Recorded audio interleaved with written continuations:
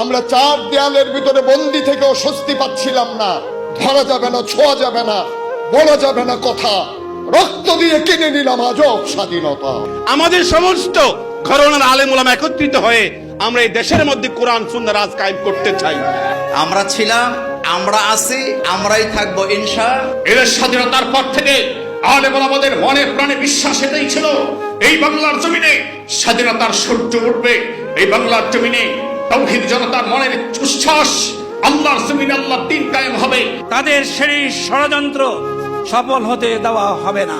আর যেন এক দেশ শহীদের রক্তের সাথে বেইমানি না হয়, জাতির উলামায়ে কেরামকে সজাগ থাকতে হবে।